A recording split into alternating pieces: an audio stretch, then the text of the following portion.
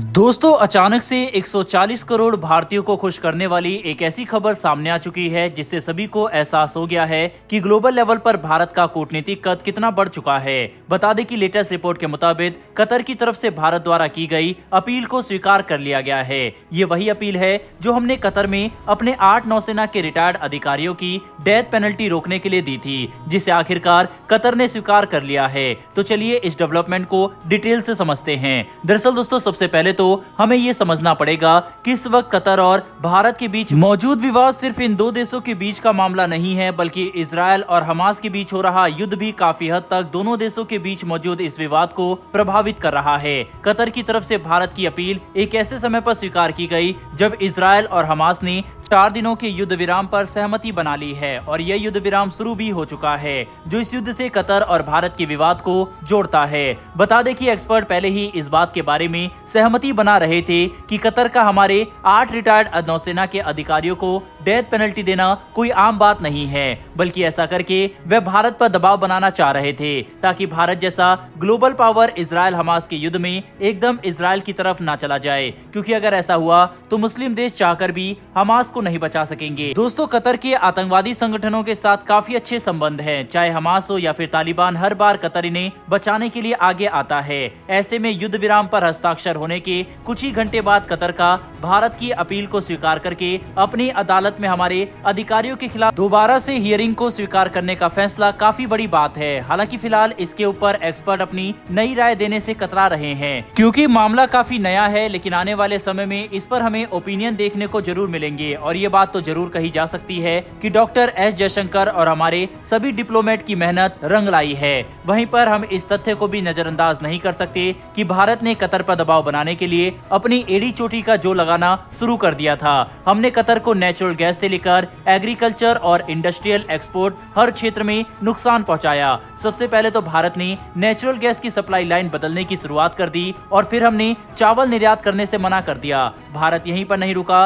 बल्कि हमने कतर पर 57,000 करोड़ रुपए के टैक्स चोरी करने का भी आरोप लगाकर जांच शुरू कर दी। ऐसे में कतर पर भी दबाव हर दिन बढ़ रहा था कि अगर उन्होंने ज्यादा समय तक भारत के साथ विवाद खींचने की कोशिश की तो उनके देश को काफी नुकसान हो सकता है। हर साल भारत से हजारों की संख्या में टैलेंटेड लोग काम करने के लिए कतर जाते हैं और इस तरह की डेथ पेनल्टी देकर वह भी अपना रास्ता बदल सकते थे। साथ ही दूसरे देशों में भी कतर को लेकर डर का माहौल बन जाता और लोग कतर के साथ इन्वेस्टमेंट को अवॉइड करते।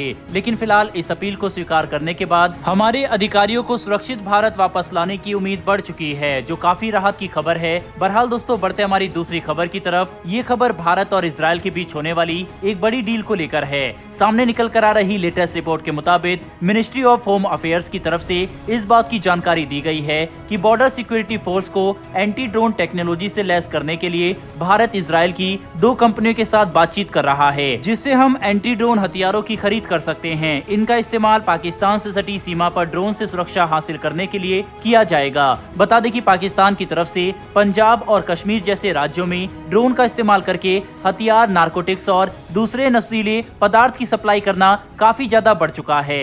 अक्सर बॉर्डर सिक्योरिटी फोर्स यानी बीएसएफ के जवान जब इस तरह के ड्रोन को स्पॉट कर लेते हैं तब इनके ऊपर फायरिंग की जाती है और कई बार ये ड्रोन गिर जाते हैं, लेकिन कई बार वापस भाग भी जाते हैं। ऐसे में आप अंदाजा लगा सकते हैं कि कितनी बार ऐसा होता होगा जब हम इन ड्रोन को स्पॉट ही नहीं कर पाते होंगे और ये भारत के अंदर हथियार से लेकर नारकोटिक्स सप्लाई करने में सफल हो जाते हैं, जिसकी वजह से भारत ये बात अच्छे से समझ चुका है कि पाकिस्तान सीधे युद्ध ना करके देश को अंदर से बर्बाद करने की कोशिश कर रहा है। पाकिस्तान जानता है कि अगर उन्होंने हमारे युवाओं को नारकोटिक्स और नशीले पदार्थों की आदत लगा दी तो भारत धीरे धीरे करके खुद ही अंदर से कमजोर हो जाएगा, क्योंकि नशा उस बीमारी की तरह है जो किसी भी देश को अंदर से धीरे धीरे बर्बाद कर देता है। ऐसे में इजरायल से खरीदे जाने वाले एंटी ड्रोन सिस्टम भारत के लिए काफी कारगर साबित होंगे।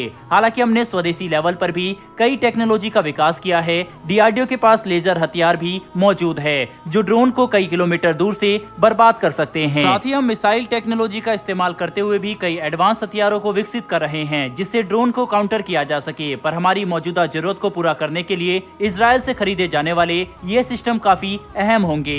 यही वजह है कि भारत इस खरीद को आगे बढ़ा रहा है। बहरहाल दोस्तों इस वीडियो में इतना ही, लेकिन आपके हिसाब से जिस तरह से कतर ने भारत की रिक्वेस्ट को एक्सेप्ट किया है, क्या आपको लगता है इसके पीछे की वजह COP COP28 की मीटिंग हो सकती है, जिसके लिए भारत के प्रधानमंत्री यूएई के दौरे पर जाने वाले हैं और वहां पर कतर के राष्ट्रपति भी मौजूद होंगे, जिनके साथ पीएम मोदी की संभावित मीटिंग हो सकती है। वहीं पर दोस्तों ये मीटिंग आज से ही स्टार्ट हो गई है, ऑफिशियल मीटअप स्टार्ट हो चुका है और पीएम मोदी 30 से 12 दिसंबर के बीच में यूएई का दौरा करने वाले हैं और इस मीटिंग को अटेंड करेंगे। ऐसे में दोस्तों आपको क्या लगता है कि क्या ये इसी मीटिंग का असर है कि कतर ने भारत की रिक्वेस्ट को मान लिया है या फिर कुछ और? इस पर अपनी राय कमेंट बॉक्स में लिखकर जरूर बताइएगा। साथ ही अगर आपको ये इन्फॉर्मेशन और वीडियो पसंद आई हो तो वीडियो को लाइक करके हमारी आने वाली डेली वर्ल्ड अफेयर से जुड़ी ऐसी वीडियो के लिए नीचे दिए गए सब्सक्राइब बटन को प्रेस कर बेल आइकन को जरूर दबा लें। फिर मिलेंगे ऐसी एक नई वीडियो के साथ। धन्यवाद। जय हिंद।